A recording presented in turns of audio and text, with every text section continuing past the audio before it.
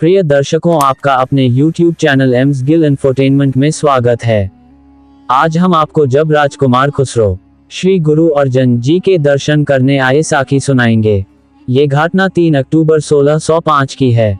सम्राट अकबर पेचिश के हमले से बीमार पड़ गए थे, जिससे वे कभी ठीक नहीं हो पाए।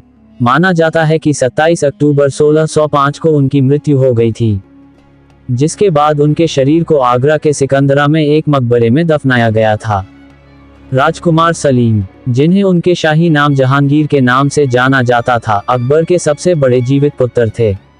सत्ता के लिए अधीर, सत्ता हथियाने के लिए उसने 1599 में विद्रोह कर दिया, जब अकबर दक्कन में व्यस्त थे।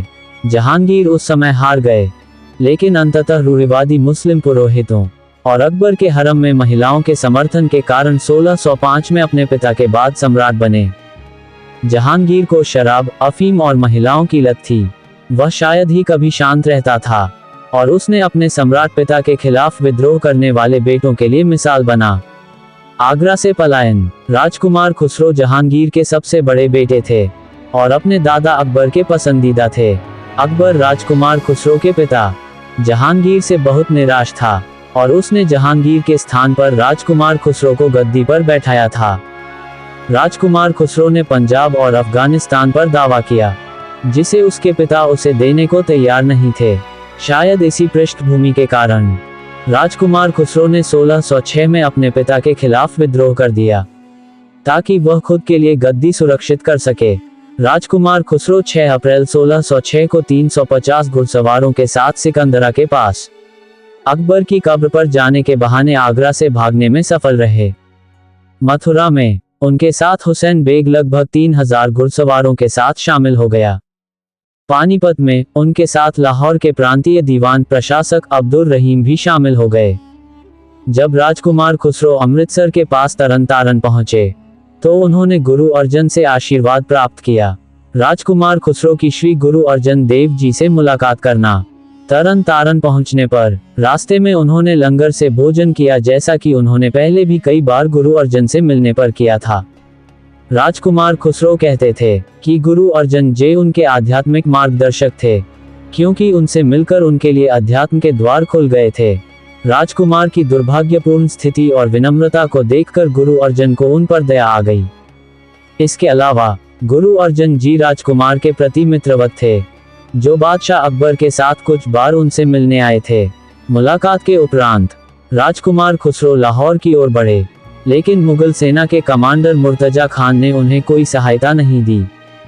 जब राजकुमार खुसरो को खबर मिली कि जहांगीर एक बड़ी सेना के साथ उनका पीछा कर रहा है, तो उन्होंने काबुल की ओर भागने की कोशिश की।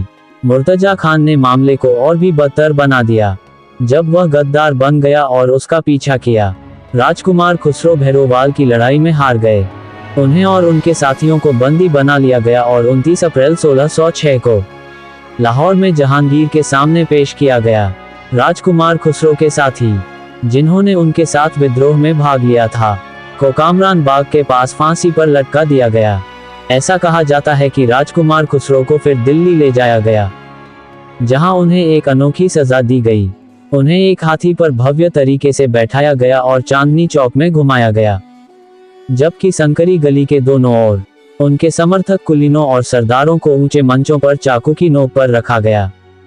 जैसे ही हाथी ऐसे प्रत्येक मंच के पास पहुंचता, बदकिस्मत समर्थक को एक खंभे पर उसकी आंतों के माध्यम से लटका दिया जाता, जबकि राजकुमार खुसरो को यह भयानक दृश्य देखने और उनके समर्थकों की चीखें और दलीलें सुनने के लिए मजबूर होना पड़ता।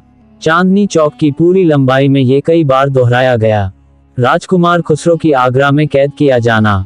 राजकुमार खुसरो को 1607 में अंधा कर दिया गया और आगरा में कैद कर लिया गया, हालांकि उनकी आंखों की रोशनी कभी पूरी तरह से नहीं गई। 1616 में उन्हें उनकी सौतेली मां नूरजहां के भाई आसफ खान को सौंप दिया गया।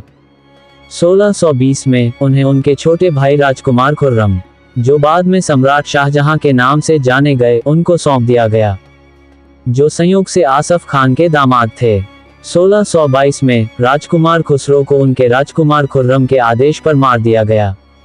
राजकुमार खुसरो लोगों और कुलीन वर्ग के बीच बहुत लोकप्रिय थे। ऐसा कहा जाता है कि उनकी मृत्यु के बहुत समय बाद इलाहाबाद में उनके अंतिम विश्राम स्थल पर लोग श्रद्धा की भावना से आते थे और उन्हें शहीद संत माना जाता था। जहांगीर ने राजकुमार खुसरो की श्री गुरु अर्जन देव जी के पास यात्रा को बाद में गुरु जी के विरुद्ध कार्य करने के बहाने के रूप में इस्तेमाल करने का फैसला किया गया। अपना बहुमूल्य समय निकाल के हमें सुनने के लिए आप सभी का धन्यवाद। अधिक वास्तविक तथ्यों और सिख इतिहास को सुनना जारी रखने के लिए हमारे साथ जुड़े रहें। वाहेगुरु जी दा खालसा, श्री वाहेगुरु जी दी फतेह।